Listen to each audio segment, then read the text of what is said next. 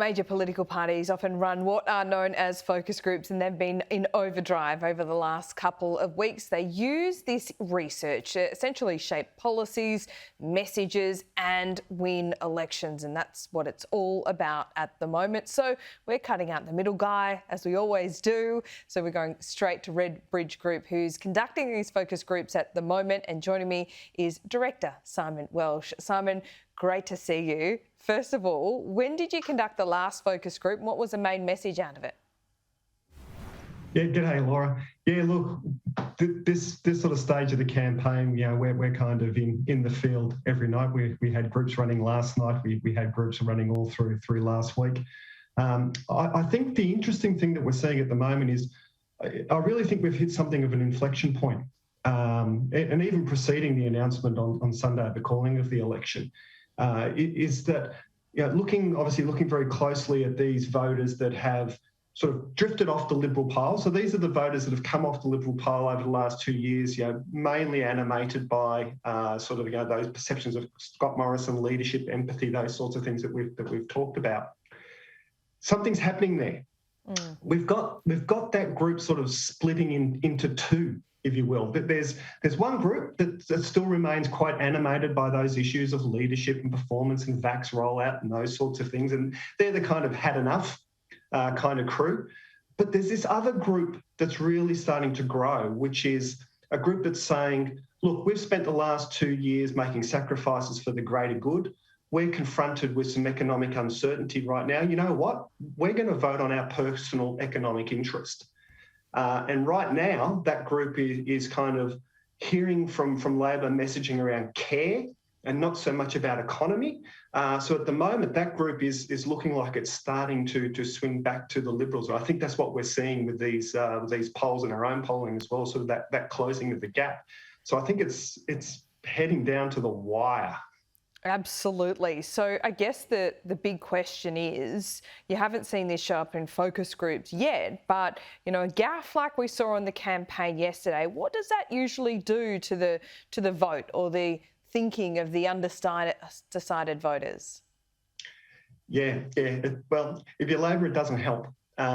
What you tend to see is it's almost like it's kind of laughed off by voters in focus groups, but they notice it.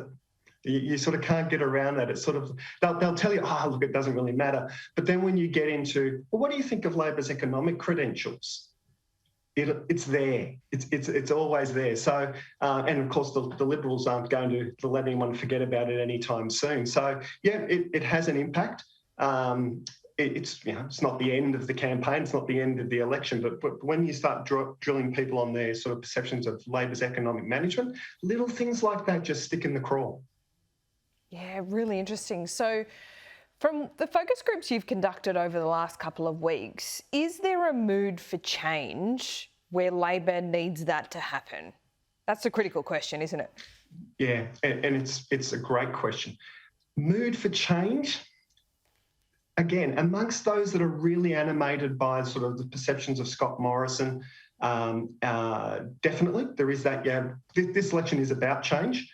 And interestingly, one of the things that we're seeing there is that's providing Labor a bit of an advantage in those Labor versus Greens seats. So there is this idea that the best way to get rid of Morrison, if you're animated by that, is to vote Labor. So that's sort of helping there. But in some of those key marginals, outer suburban key marginals, it's hard to see a specific sort of appetite for change. And we're seeing this in the focus groups where they sort of talk about not having a lot of definition around Labor's offer and Albanese's offer to them. So how can we have an appetite for change when we're not sure what the alternative is giving us? But we also see it in the polling in terms of, you know, big drops in some area on the Liberal primary, but it's not necessarily bouncing onto Labor, and that usually signals to us that there's a hesitation, there's a reservation out there in the electorate. It's not just about change for change's sake. Yeah. What's the reservation about? Because, you know, we run these presidential campaigns, but we have a Westminster parliamentary system. Still, that does work. And depending on who's on the back foot, they say, oh, no, this is not about me, not about personality, not about the leader, it's about policies. We know that not to be true. But can you distill that down, how big a factor is the personalities? Is a potential leader? Yeah. We'd love to think people are rational and vote on policy and all the rest of it, but it's simply not true. In fact, I mean, there's research that shows the more you are switched into the political world, actually the less rational your voting is, which is always something that we need to remind ourselves of so we don't get too carried away by thinking we're all great political geniuses. The leader is really a vehicle for the values that you're trying to sell. So an election campaign is really about trying to sell values, and Australians live their values. We live it through policy, so we use policy to tell a values story. So, for example, Labor talking about aged care, talking about Medicare is trying to sell a value of care. And so where the leader becomes important is how well does the leader embody those values of care. And you'll see Labor sort of trying to push that with Albanese and those sorts of things. The problem for Labor at the moment is an absence of perception around Anthony Albanese. So, we've got to this point of the campaign and he's not a bloke already that's known for his caring values. And there's also a value of strength right now that's very important to voters, which is something that, if Labor's going down the care path, that can be seen as soft.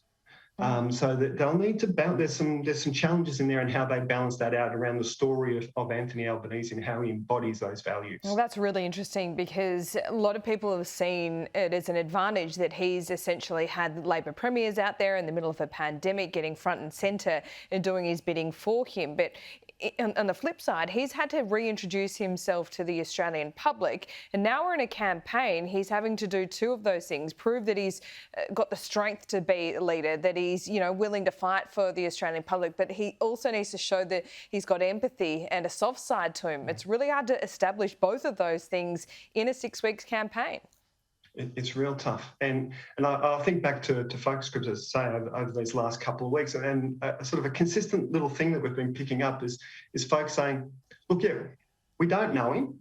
We're not sure what he stands for and those sorts of things. But you know what? This test of the campaign will be really important. We're going to judge his leadership by what we see in the campaign. So in some ways, I think this campaign is going to have an outsized emphasis. I don't think it's any mistake that they've made it a long campaign. But, flip side of that is it gives Anthony Albanese, if he can sustain that through the campaign, a chance to prove his style of leadership because people are watching.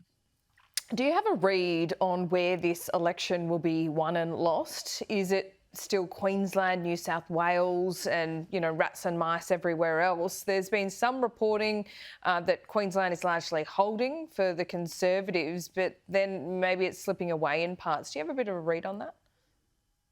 Yeah, look, I think that narrative is fairly true. I think, the challenge for Labor will be, can they pick up enough across WA, Victoria, South Australia? So you think Queensland's holding for the government? Largely, yes, yeah. New South Wales might be a little bit more favourable to Labor than sort of on balance, but even so, that's going to be so tight. So I think Queensland is hard going. I think New South Wales, and I think I've said this before, is flip a coin. I still think that's the case. The challenge is how many seats can they get in those southern states and western states. Tasmania may be a little bit more favourable to Labor than I've sort of previously mentioned on here. I think I've sort of written it off previously, but some of the more recent polling suggesting that maybe they're in the game there. And certainly sort of minor party preferences and those sorts of things could be enough down there. So without sounding like a hackneyed cliche, it's going to be tight. It is. I know. I keep on thinking that we say it every day, but it is going to be so tight. The more I look at these numbers, the more I look at the independents, the more I feel, see, the lack of mood for change. I can't see where this one's going to end up.